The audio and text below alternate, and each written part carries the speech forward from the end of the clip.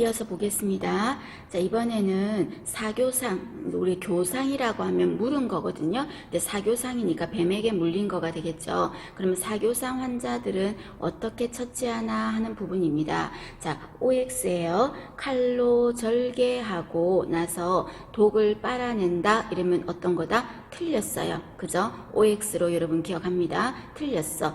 절개하는 것도 틀렸고 빨아내는 것도 틀렸고, 그죠? 그 다음에 두 번째는, 자, 우리가 독이 퍼져나가는 걸 막기 위해서 순환을 차단할 건데 정맥혈관만 차단한다 이렇게 하면 이거는 맞는 말, 그죠? 정맥혈관만 차단하죠. 그런데 문제에서 환부, 그 다친 부위의 순환을 모두 차단한다 이렇게 말하면 X 틀렸습니다. 틀렸습니다. 정맥혈관만 차단한다. 그렇게 말씀하셔야 돼요. 이거랑 어저께 뭐가 달랐습니까? 어저께 심한 출혈이 있을 때 마지막 수단으로 지혈대를 쓸 때는 동맥, 정맥 다 차단하고 사교상일 때는 정맥혈관만 차단한다 했죠. 그 다음에 독소가 너무 세서 독소를 좀 죽여야 될 것 같아요. 그때 쓰는 게 항독소라고 하죠. 항독소를 주사하는 거지. 여러분, 항독소는 독소를 없앤 거야. 그러니까 치료제지. 세균을 없애는 거 뭔데요? 항생제잖아요. 그러니까 독소를 없애는 거 치료제니까 이거를 주사했다면 무슨 면역이에요? 주사를 했으니까 인공, 치료제를 줬을 때는 수동, 그죠? 인공 수동 면역이 되겠죠. 그리고 독이 빨리빨리 퍼지지 않으려면요, 술을 먹으면 안 돼. 술은 전체적으로 혈류순환에 막 치기가 오르면서 도와주거든요. 안 돼. 그 다음에 4번 조심하세요. 심장보다 상처 부위를 어떻게 해준다? 낮게 해준다는 거. 그래서 제가 거듭 계속 말씀드리지만 다 높게 하는데 사교상일 때만 심장보다 낮게 한다고 했었죠. 봐주시고. 그 다음에 상처보다 심장에 어떻게 맨다? 가깝게 맨다는 거. 심장 쪽에 더 가깝게 맨다는 거. 예를 들어서 상처가 있으면 심장 쪽에 가까운 쪽이 있고 심장에서 조금 떨어진 쪽이 있겠죠. 그랬을 때 심장 쪽으로 독이 가면 안 되기 때문에 심장과 가깝게 맨다는 거 기억하십니다. 그 다음에 물을 주는 건 여러분 독이 더 빨리 퍼질 수 있어요. 그래서 물을 주는 거는 안 됩니다, 여러분. 그래서 말은 그럴듯하게 물을 섭취해서 독소를 희석한다 돼 있는 것 같지만 이거 틀린 말이라는 거. 그 다음에 냉찜질은 예전에는 냉찜질이 좋다라고 했는데 오늘날은 냉찜질을 하면 조직이 오히려 괴사될 수가 있어서요, 권하지 않는다 이렇게 바뀌었습니다. 그리고 자꾸 움직이거나 말을 하거나 뭐 이런 거 하면은요 독이 더 많이 빨리 퍼질 수 있다 그 말입니다. 봐주시고 간단하니까 여러분 이해되실 겁니다. 자, 그 다음에 이번에는 자, 열에 의한 부분을 한번 볼게요. 자, 열에 의한 문제, 열중증이라고 돼 있죠. 열 때문인 거야. 그럼 열 때문에 생기는 거에는 크게 일사병, 그 다음에 열사병, 그 다음에 열경련, 열피로 이렇게 나눠볼게요. 이건 우리가 보건간호에서도 환경보건에서도 한번 했었죠. 그죠? 그럼 우리가 일사병 하는 건 이거는 뭡니까? 조회 시간에 제가 여러분한테 애국조회라고 하니까 여러분이 막 그때 웃었잖아요. 그래서 애국조회 그 학 운동장에서 줄 서서 하는 거요. 그런 조회할 때 픽픽 쓰러지는 거 있죠. 전 그 쓰러지는 애들이 왜 그렇게 부러운지 몰라. 저는 그렇게 안 쓰러지더만. 그래서 쓰러진 애 부축해서 가는 것만 해도 행복했어. 옆에 누가 쓰러지면 그 보건실로 데리고 가는 거요. 그럼 일사병 같은 경우는 뭐 때문에 생기는 거다? 적외선. 자외선이 아니라 적외선이다. 그래서 일사병의 원인 그리고 백내장을 일으키는 원인 하면은 적외선입니다. 헷갈리기 쉽습니다. 일사병 적외선입니다. 그 다음에 두 번째, 이게 더 중요한 거죠. 열사병. 자, 열사병은 무조건 어떤 단어가 들어갈 거다? 체온조절 중추라는 말이 들어가겠죠. 거기가 어디야? 시상하부가 되겠죠. 이 시상하부에 기능에 장애가 생긴 거, 즉 쉽게 말해서 너무 뜨거워서 체온을 조절하는 센터가 마탱이가 간 거죠. 그 그게 바로 뭐다? 열사병이라고 합니다. 그럼 이때는 어떻게 해야 될까요? 체온을 조절하는 센터 시상하부의 열을 어떠한 모든 방법을 다 동원해서 열을 식혀야 되겠죠. 그래서 얼음물에 담근다는 거. 얼음물에 담그고 그리고 또 차가운 생리식염수로 관장을 해서 내부의 열을 식히고 또 머리와 다리 쪽을 좀 올려주자. 그래서 이쪽으로 심장 쪽으로도 조금 갈 수 있게 혈액 심장 쪽의 기능을 업시킬 수 있게 도와주자는 겁니다. 머리 쪽도 좀 올려주고 다리 쪽도 올려서 그래서 전체적으로 혈액이 심장 쪽으로 좀 가게 도와주겠습니다. 그래서 체온을 조절하는 센터 요거 기억하셔야 돼요. 여기에 말시간 게 열사병이다. 그리고 얼음물 뭐 이런 거 얼음물 이런 말 나오고 차가운 거 뭐 이런 말 나오면 무조건 열사병이다 기억하고 그 다음에 뭐와 구별하셔야 됩니까? 열경련하고 구별하셔야 되겠죠. 자, 열경련은 땀이 열사병은 여러분 이거 땀이 났어요 안 났어요? 얘는 땀이 안 났어요. 열사병은 땀을 안 흘려요. 그러니까 오히려 열이 막 계속 안에서 차오르는 거죠. 그죠? 그런데 열경련은 땀이 어때요? 엄청나. 그래서 땀이 엄청 많이 흘리다 보니까 뭐가 소실된 거예요? 염분이 소실된 거죠. 그래서 염분이 소실됐다, 땀을 많이 흘렸다 이런 말 나오면 열경련인 거죠. 그럼 이때 염분이 소실되니까 뻣뻣하게 근육이 뻣뻣해지고 지내리는 것처럼 되니까 이때 뭐를 주자? 소금물 들어가겠죠. 이온 음료, 소금물 이 말 들어가야 돼. 그래서 소금물 나오면 무조건 뭐다? 열경련인 거죠. 그리고 이때 근육이 어떻게 해준다? 풀어줘야 되니까 마사지 같은 것도 해주고요. 되셨죠? 열사병, 열경련 중요하지만 구별할 수 있습니다. 그 다음에 4번에 열피로 이건 어떤 거였습니까? 열피로는 다른 말로 허탈하다 이렇게 생각하면 돼요. 열허탈. 그럼 이게 어떠냐면요. 심장이 더위 먹어가지고 좀 해볼래 하고 지친 거야 쉽게 말해서. 그럼 심장이 지쳐가지고 되게 피곤하고 이렇게 된 상태라서요. 어떻게 해준다? 강심제. 그래서 심장에 바카스를 좀 넣어줘야 되겠죠. 강심제 이런 거를 주는 게 열피로 열허탈입니다. 더워서 심장도 지쳤다 생각하세요. 그런 상태. 그래서 이때는 쇼크 체위를 취해주는 거예요. 그래서 다리를 올려줄 겁니다. 다리 쪽을 올려줘서 쇼크 체위를 취해줄 거라는 거. 그거 생각하시고요. 그래서 여기 열사병, 열경련 요 두 가지가 제일 중요한 거. 나머지 한번 같이 보시고요. 그 다음에 응급처치 과정에서 이번에는 비출혈이라는 게 있죠. 자, 비출혈은 출혈을 안 한다, 출혈이 아니다 그 소리가 아니라 코피 말하는 거 여러분. 코피. 자, 비출혈은 머리를 어떻게 할까요? 앞으로 숙일 것 당연히. 그 다음에 어디다가 찜질을 해줄까요? 목덜미 그리고 또 콧등 이런 데다가 얼음 찜질을 해주자.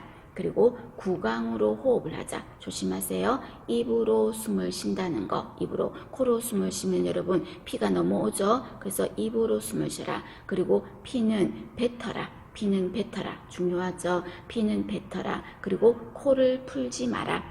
코를 풀지 마라. 자극을 주지 말라는 거죠. 그 다음에 1시간 정도 동안은 코 자극을 주지 마라. 그리고 옷은 느슨하게 하라. 그리고 만약에 30분 이상 지속된다면 병원으로 가라 그 말입니다. 자, 여기서 머리를 앞으로 숙여라. 그리고 목덜미와 콧덜미에 얼음 찜질하라. 그리고 입으로 숨을 쉬고 피는 뱉어라 라는 거. 그거 꼭 기억을 하시고요. 그 다음에 코피를 흘리는 아이가 학생이 보건실을 왔어요. 이때 가장 먼저 할 일은? 이라고 물었죠. 문제집에서 가장 먼저 할 일은?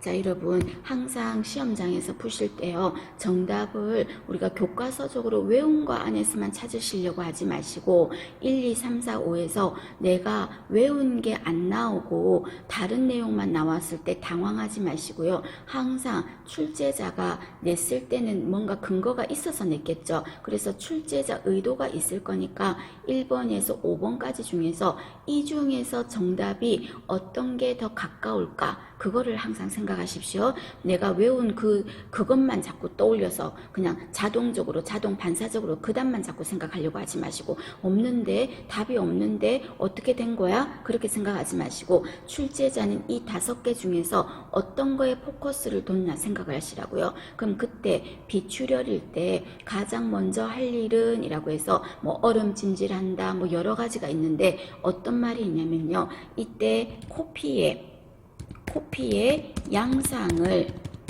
관찰한다 이런 말이 있었죠.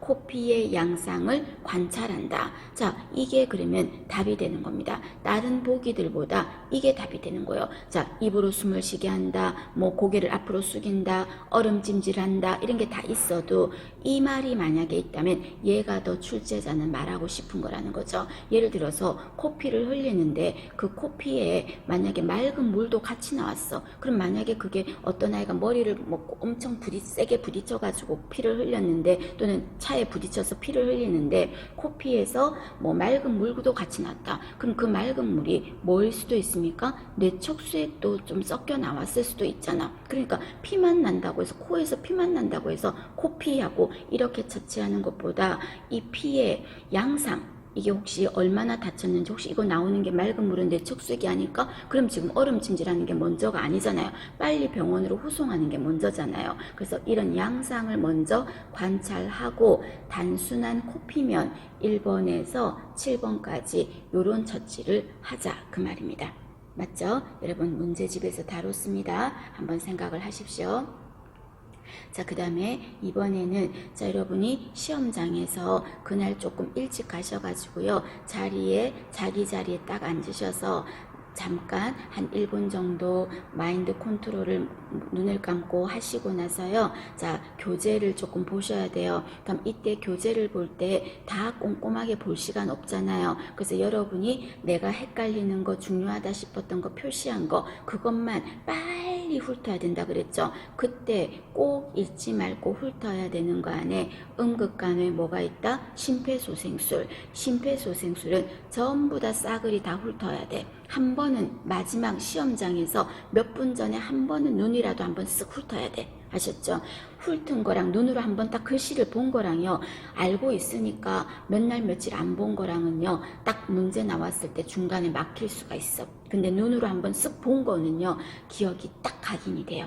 시험장에서 내가 정말 중요하다고 제가 말씀드렸던 부분은 한 번은 꼭 한번 눈도장이라도 한번 쓱 한번 훑으실 것. 그 안에 심폐소생술이 들어가겠습니다. 자, 심폐소생술을 만약에 의료를 제공하는 자가 발견할 수도 있고 일반인이 발견할 수도 있잖아요. 그럼 일반인이 만약에 심폐소생술을 해야 되는 상황이 생겼어요. 자, 그때 성인이 이제 쓰러졌어요.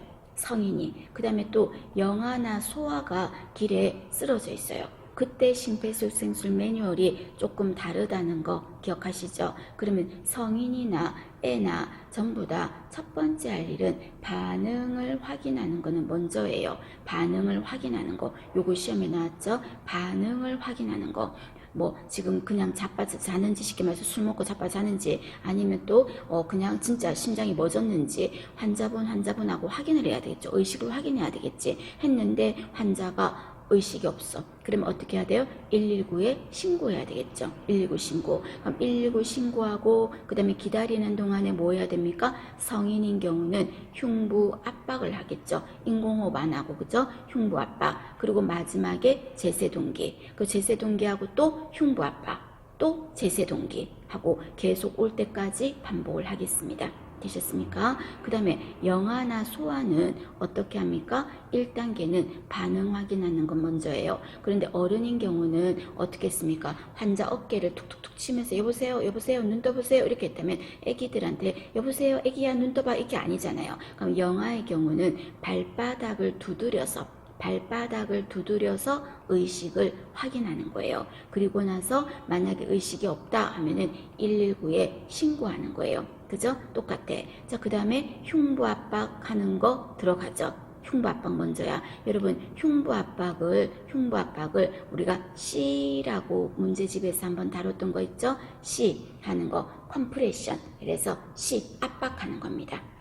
흉부 압박을 했어요. 그럼 흉부 압박을 하고요. 그 다음에 어른들은 바로 제세동기를 했어요. 그런데 아기들은요, 인공호흡을 할 거야. 왜? 어른들은 일반인들이 인공호흡을 하라고 하면, 성인들한테 하라고 하면 찜찜해서 안 하려고 그래. 그럼 전부 다 그냥 아예 안 해버려, 심폐소생술 자체를. 그래서 오히려 환자를 못 구하는 상황이 생기니까 어른들은 흉부 압박만 하라라고 했는데, 아기들이 뭐가 더러워요? 우리가 더러우면 더 더럽지. 그래서 아기들한테는 인공호흡까지 들어가는 거예요. 그래서 흉부 압박을 하고, 그 다음에 인공호흡을 하려고 하는데 아이가 음식물이 만약에 안에 낀 게 있어. 그럼 아무리 인공호흡해도 공기가 안 들어가잖아요. 그러니까 제일 먼저 인공호흡 하기 전에는 기도를 먼저 열어야 되겠지. 숨구녕이 일자로 고속도로처럼 뻗어 있어야 그 안으로 공기를 넣을 때 들어갈 거 아닙니까? 그래서 인공호흡 앞에는 항상 무조건 뭐가 들어간다? 기도 여는 거. 이 기도 여는 거를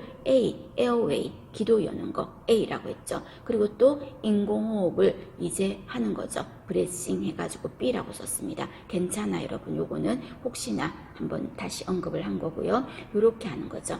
영아, 소아인 경우는. 그리고 마지막은 항상 제세동기까지 들어가겠습니다. 되셨죠? 자, 그 다음에 일반인 구조자가, 자, 아까 소아나 영아를 심폐소생술을 해요. 자, 여러분, 성인 말고요, 영아나 소아를 일반인이 해요. 근데 지나가는데 보니까 두 사람이, 일반인 구조자가 한 명이 지나가는 거예요. 또는 두 명이 같이 지나갔어요. 그럴 때 상관하지 마세요. 무조건 흉부 압박은, 일반인이 지나갈 때 흉부 압박은 몇 번 한다? 30번이에요. 30번을 흉부 압박을 하고, 그 다음에 인공호흡은 무조건 몇 번이에요? 2번이야. 그래서 이거 여러분 거꾸로 물을 수도 있어. 인공호흡과 흉부 압박의 비율이 어떻게 되냐 이래 말하면 2대 30이라고 해야죠. 이거를 무조건 30대 1이라고 외우면 안 되겠죠. 인공호흡을 30번 할 거야. 그죠? 그래서 흉부 압박이 30번, 인공호흡이 2번이라는 거 꼭 기억하세요. 그 다음에 의료를 제공하는 자, 이건 이제 의료를 할 수 있는 자죠. 의료를 하는 자가 룰루룰루 지나가다가 봤어요. 이때 한 명이 지나갈 때는 어떻게 합니까? 똑같아. 일반인처럼 똑같이 30대 2로 하는 거예요. 단 하나의 예외가 어떤 거냐면요. 의료를 제공하는 자가 2명이 지나가는 거야. 2명이 지나갈 때는 어떻게 한다? 한 사람은 흉부압박, 한 사람은 인공호흡 나눠서 할 건데 15번 흉부압박하고 인공호흡은 2번 하는 거예요. 되셨습니까? 자, 결론 여러분, 결론. 다 30대 2야.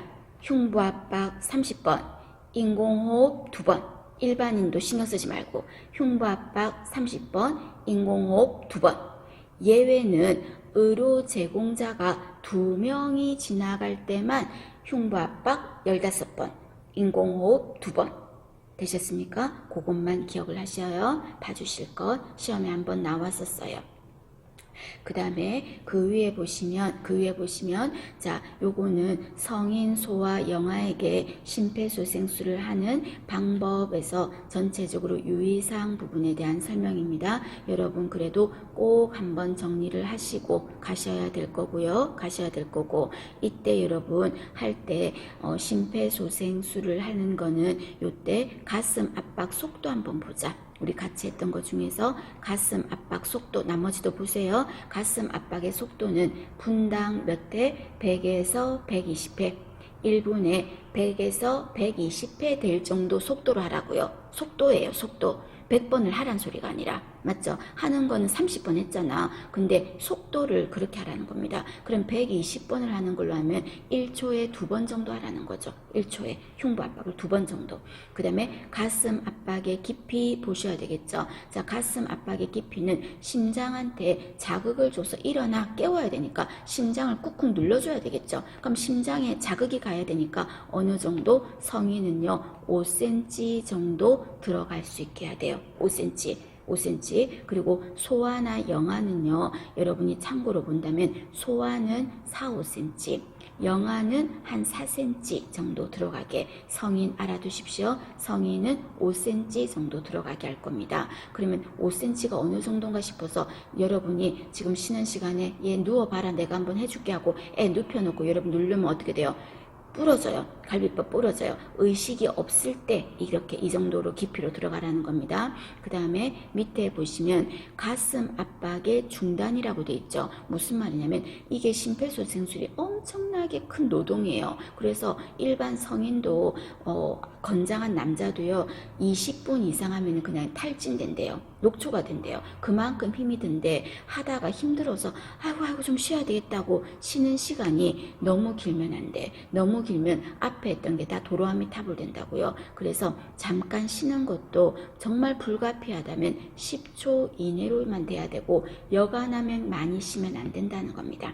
되셨습니까? 자, 그 다음에 자 기도를 여는 방법. 자, 아까 인공호흡 하려면 기도를 열으라 그랬죠. 영아나 그죠? 그때 머리를 기울이고 턱을 들어 올리는 거죠. 머리를 뒤로 이마를 뒤로 젖히고 턱을 들어 올려서 하는 거죠. 그죠? 그런 게 기도 여는 방법이다.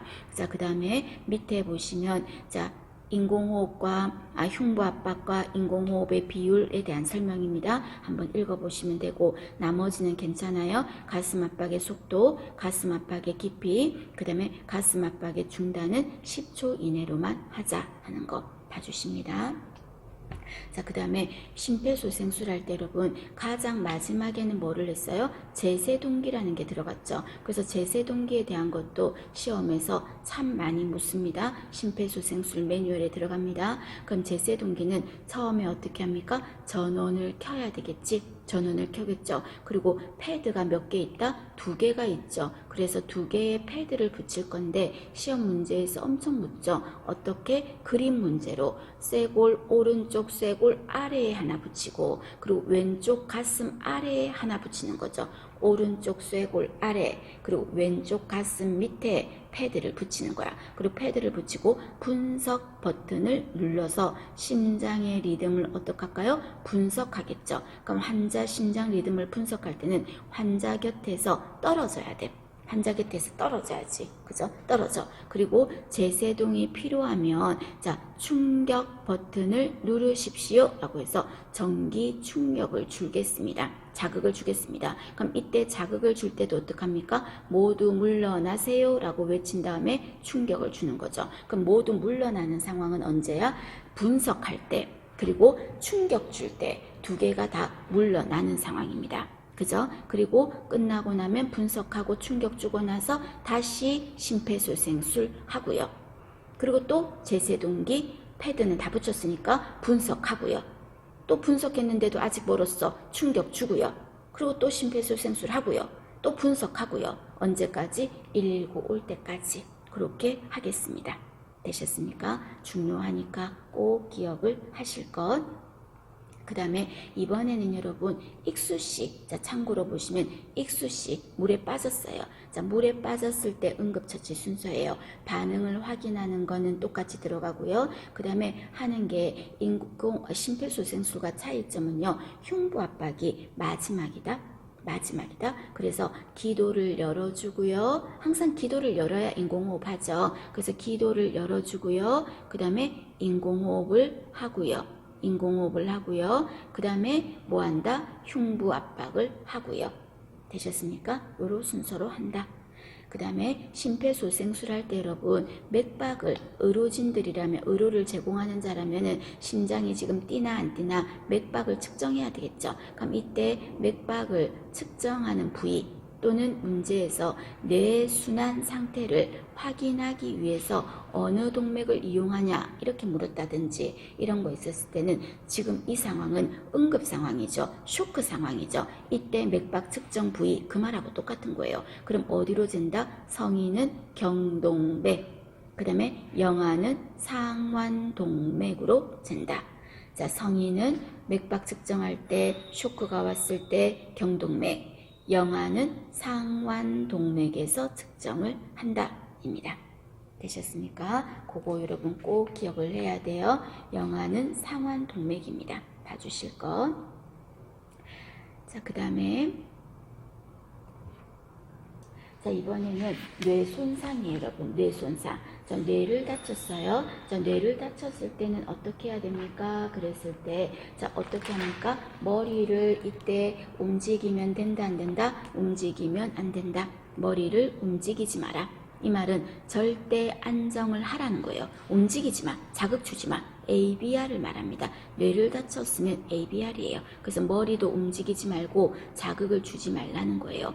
자, 그리고 이때 뇌를 다쳤을 때는요, 제일 어떤 걸 먼저 하냐면 의식을 체크해야 되겠죠. 그럼 의식을 알아보는 방법 중에서 어떤 게 있었습니까? 언어적 자극도 있었지만 동공 보는 거 있었잖아. 그래서 동공의 크기를 관찰하겠습니다. 동공의 크기를. 그리고 또 바이탈 사인 체크하겠습니다. 당연하죠. 그 다음에 뇌 손상을 입으면 여러분 이때 한마디로 뇌압이 어떻게 됐을까요? 뇌압이 올라갔겠죠. 그죠? 그래서 제가 지난 시간에도 계속 말씀드리지만 뇌압이 올라가면 성인인 경우 어떻게 된댔어요? 뇌압이 올라가면 나타나는 증상이 머리 아프다 그랬죠. 그리고 구토한다 그랬죠. 그리고 또 유두부종이라 그래서 시야가 점점 좁아지고 흐릿해진다 그랬죠. 그러면서 이때 뇌압이 올라가면 혈압은 어떻게 될 것 같아? 혈압은 상승하겠죠. 혈압이 올라가겠죠. 혈압은 올라갈 거야. 머리 쪽으로 피가 팍 쏠리니까 올라갈 거예요. 그럼 혈압이 올라가면 맥박은 어때요? 맥박은 다운시켜야 되니까. 심장아 진정해 릴렉스 해야 되니까 맥박수도 떨어지겠죠. 그럼 맥박하고 누가 항상 동반자야? 호흡, 운명이 같죠. 호흡수도 어떻게 될까요? 떨어지겠죠. 그죠? 이게 뇌압이 올라갔을 때 나타나는 현상이란 말이에요. 그럼 이때 어떻게 해주냐면 5번에 봐봐요. 호흡수가 떨어진다고 했으니까 호흡수를 어떻게 하고 있습니까? 과호흡을 하는 거지. 과호흡을 하는 거죠. 호흡수가 떨어지니까. 그래서 5번에 보면 과호흡을 시키는 겁니다. 그리고 BP가 머리 쪽으로 압이 팍 올라가니까요. 뇌압이 올라가니까 머리 쪽에 압을 다운시키려면 머리를 어떻게 해야 됩니까? 올려야 되겠죠. 그래서 한 30도 정도를 침대 머리 쪽을 올려주는 거죠. 이게 제일 중요하죠. 침대 머리는 올려주되 머리를 자꾸 움직이거나 돌리거나 자극을 주는 거는 하면 안 된다. 그죠? 그리고 호흡수가 떨어지니까 일부러 과호흡을 시킨다. 그리고 약을 한번 써볼까요? 뇌압을 떨어지게 하는 약물이 있어요. 그 약물이 여러분 달달 외울 건 없고 참고로 만니톨이라는 이 약을 넣어서 투여해서 뇌압을 떨어뜨리겠습니다 하는 겁니다. 되셨습니까? 자, 뇌 손상을 입었을 때 머리를 움직이지 않고 절대 안정이라는 거, 그 다음에 동공의 크기를 관찰한다는 거, 제일 중요한 건 어떤 거예요? 머리를 올린다라는 거. 그죠? 그거하고 과호흡을 한다. 그렇게 봐주십니다. 자, 그 다음에 밑에는 상황에 따른 응급처치가 되겠죠, 여러분? 응급처치. 자, 먼저 첫 번째 연결하는 거예요. 쇠골이 부러졌어요. 자, 쇠골이 부러졌을 때는 어떻게 할까요? 쇠골이 부러졌을 때는 이 중에서 오른쪽에 연결을 해보는 거예요. 쇠골이 부러졌을 때는 삼각건을 하겠죠.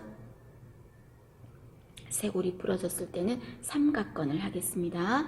자, 그 다음에 이번에는 대퇴골절은 어떻게 할까요? 대퇴골절은 긴 부목을 대어주겠습니다. 여러분 지금 따라오고 있죠? 그 다음에 척추골절일 때는 어떻게 할까요? 처치하지 않고 구조를 요청하겠습니다. 그 다음에 골반골절일 때는 전신부목 되겠습니다. 그 다음에 비골, 코뼈죠. 코뼈 골절일 때는 어떻게 사두붕대를 대겠습니다. 그 다음에 주관절 골절은 팔꿈치죠. 팔꿈치 관절 부러졌어요. 이때는 어떻게 할까요? 견인하거나 반듯하게 펴려고 하지 말고 부목을 대어주세요.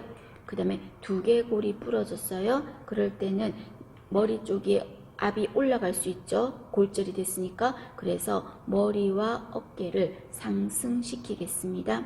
그 다음에 하악, 턱뼈 쪽이 부러졌어요. 그럴 때는 어떻게 한다? 보자기로 머리 자체를 딱 부목으로 싸듯이, 그죠? 하악골 골절일 때는 머리 자체를 부목으로 이용을 하겠습니다. 되셨습니까? 하고 정리를 해 주십시오. 자, 그 다음에 이번에는 약물 중독입니다. 여러분, 약물 중독. 자, 우리가 약물이 중독됐을 때 하는 방법은 뭐가 있어요? 구토시켜야 되겠죠. 가장 일반적으로는 구토를 유도하겠죠. 그럼 구토를 잘 되게 하려면 어떻게 합니까? 물을 좀 많이 마신다든지요. 우유를 좀 먹는 거야. 다량의 물이나 우유를 마시면 속이 니글니글 그래요. 여러분들도 속이 좀 안 좋거나 속이 좀 안 불편할 때 물을 들이켜봐요. 그럼 더 속이 울렁거려요. 그래서 물이나 우유를 마시게 한다든지 아니면 제일 좋은 게 뭐예요? 손가락 집어넣어서 빽빽 하는 거 있죠. 구역질 반사하는 거죠. 그리고 이 약을 먹으면 너무너무 써서 토를 안 할 수가 없어. 이페카 시럽 너무너무 써서요. 토할 수밖에 없어. 그런 약을 쓸 수도 있겠습니다. 구토를 시키고 또는 어떤 것도 할까요? 위세척 같은 것도 있겠죠. 그죠? 자, 그런데 문제에서 이렇게 물었어요. 중독의 위험이 있는 약물을 다량 복용했어요. 자, 그때 여기서 포커스는 어디에 있다? 약물의 흡수를 억제한대요. 약물이 어디에? 위에 소장으로 가서 흡수되지 않게 흡수를 억제하고 싶어요. 그럼 머무르면 안 되겠죠. 위에 머무르면 안 되겠죠. 그래서 어떻게 한다? 위세척을 하는 거예요. 그래서 흡수를 억제하기 위해서 가장 먼저 할 일이 뭐냐? 이렇게 말하면 위세척이 되겠습니다. 그래서 위세척할 때 어떤 용액을 씁니까? 생리식염수 제일 많이 쓰죠. 그래서 넣고 위에는 그림에서 보면 위에서 넣고 빼고 하는 게 위세척이죠. 자세는 무슨 자세를 해요? 좌측이를 하죠.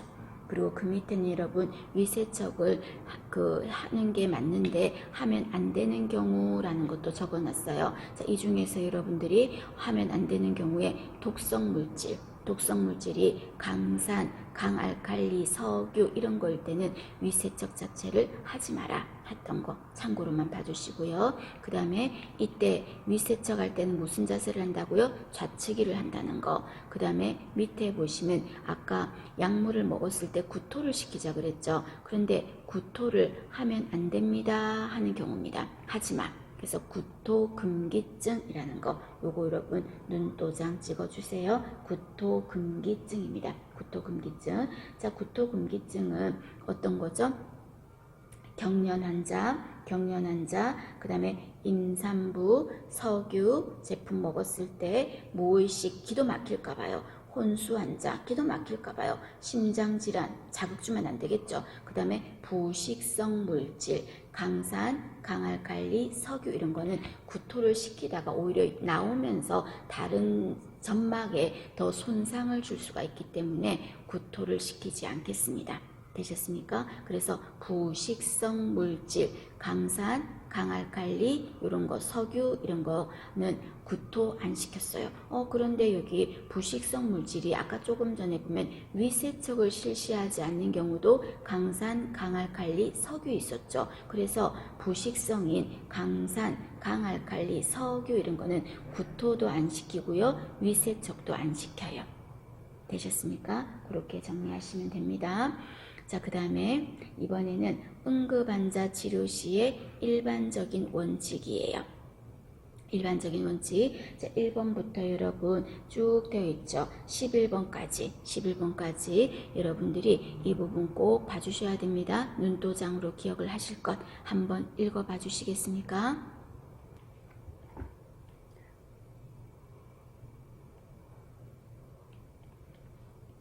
자, 응급환자 치료 시의 일반적인 원칙에서 여러분, 자, 순환이라는 말이 심장의 순환을 도와주는 거예요. 그 다음에 기도 유지하는 거, 그 다음에 인공호흡 하는 거 있죠. 똑같은 개념이에요. 그래서 흉부 압박, 심장한테 자극을 주는 거고, 기도 열고 호흡. 그래서 심장과 폐, 이쪽이 정상적인지 확인한다. 그 말이고요. 2번 기억하셔야 되겠죠. 사고 현장에서는 대출혈, 호흡정지, 흉부 손상 환자를 1등급 환자라고 하고 적색으로 표시해서 그 환자를 가장 먼저 처치를 해야 된다는 거. 그 다음에 3번 머리를 다친 것 같아요. 그럴 때는 뇌손상 하면은 의식 체크한다 그랬죠. 그럼 의식 상태를 어떻게 체크합니까?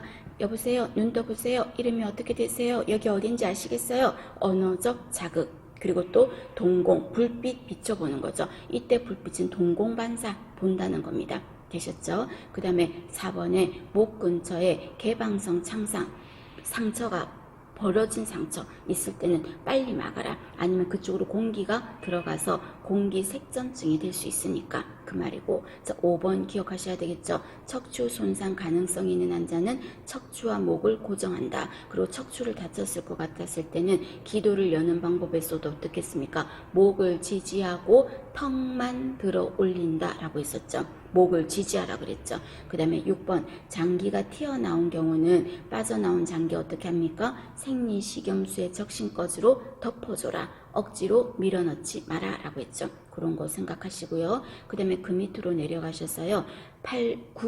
9번에 보시면 부목을 하기 전에 모든 상처는 어떻게 한다? 드레싱을 먼저 하는 거야. 만약에 골절을 입었는데 상처가 없어. 그럼 부목을 하고 이동을 하면 돼요. 그런데 상처가 있는 골절이다 할 때는 어떻게 한다? 드레싱을 하고 부목을 된다. 그 말입니다. 그 다음에 10번 환자를 옮기기 전에 모든 골절에는 부목을 먼저 대라. 부목을 하고 이동을 하라. 왜?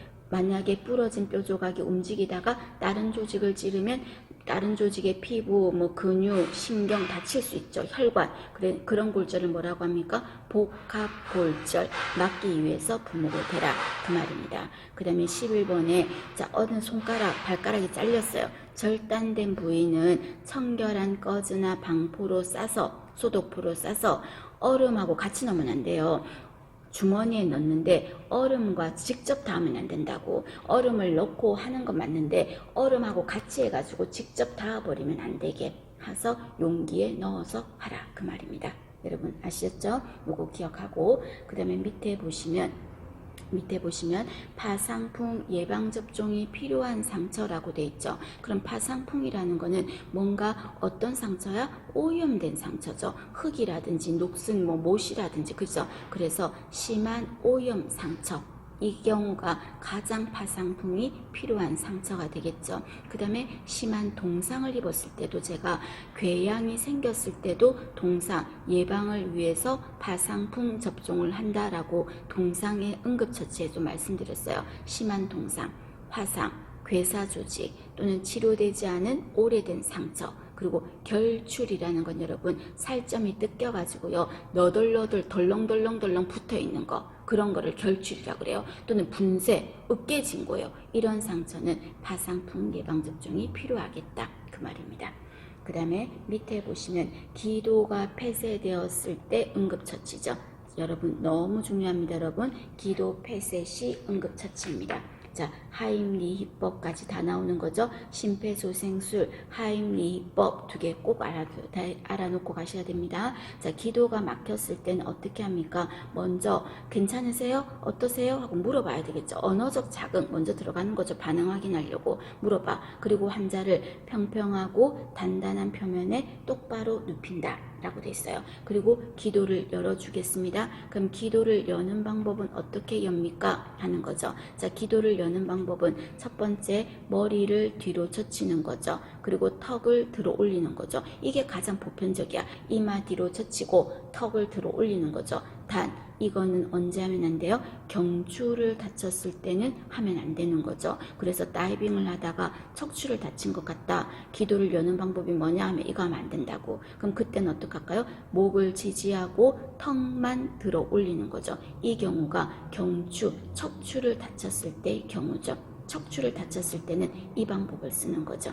되셨습니까? 기도를 열어주는 거죠. 그리고 만약에 인공호흡을 해야 되는 상황일 수도 있잖아요. 그래서 의식이 만약에 없다면 심폐소생술을 하겠습니다. 인공호흡이 아니라 심폐소생술을 하겠습니다. 그러면 심폐소생술을 할 때 아까도 말씀드렸잖아요. 영아나 소아는 심폐소생술에서 흉부 압박하고 인공호흡 하잖아요. 근데 인공호흡을 하기 전에 입안에 음식물이 있고 낑겨 있으면 아무리 공기를 넣으려도 안 될 거고 또 목이 꼬꾸라져 있으면 떨궈져 있으면 아무리 넣으려고 해도 안 들어가겠죠. 공기가. 그래서 기도를 열어야 되는 거죠. 그러려면 입안의 이물질을 먼저 제거하는 거죠. 중요합니다. 인공호흡을 실시하기 전에 가장 먼저 할 일이 뭐냐 하면은 입안의 이물질을 제거해야 되겠죠. 되셨죠? 그렇게 생각하시고요. 자, 그 다음에 보시면 이물질 제거는 그러면 어떻게 합니까? 이물질을 좀 빼라고 했는데 이물질은 어떻게 제거합니까? 자, 만약에 환자가 어떤 뭐 사탕을 먹다가 뭐 걸렸어요. 그리고 우리나라 한국 사람들이 가장 많이 이물질이 걸리는 1위가요. 뭔 줄 알아요? 떡 같은 게 아니고 고기던데요. 고기가 1위더라고요. 그럼 이렇게 이물질인 뭔가가 목구멍에 걸렸어. 그럴 때는 환자가 만약에 숨을 쉴 수 있다면 이물질 제거 중요합니다. 환자가 숨을 쉴 수 있고 기침을 할 수 있다면 본인이 할 수 있다면 제일 먼저 해야 될 건 뭐다? 강하게 기침을 하는 거예요. 기침을 해야 돼. 그래서 기침을 하게 해야 그 사람이 자기 스스로가 안해를 빼낼 수가 있는 거죠. 그래서 기침이 먼저라는 거 보시고 그 다음에 이번에는 두 견갑골 사이를 날개 축지 사이를 어떻게 할까요? 손으로 4-5번 정도 강하게 쳐주는 거죠. 팍팍 치는 거지. 기침하게 하고. 그러면 걸렸던 게 나올 수 있어요. 그래도 만약에 효과가 없어. 그럴 때는 의식이 있을 때 어떡할까요? 하임리히법을 하는 거죠. 하임리히법. 그래서 여기 그림을 여러분이 참고하셔서 어떻게 하는지 꼭 봐주셔야 됩니다, 여러분.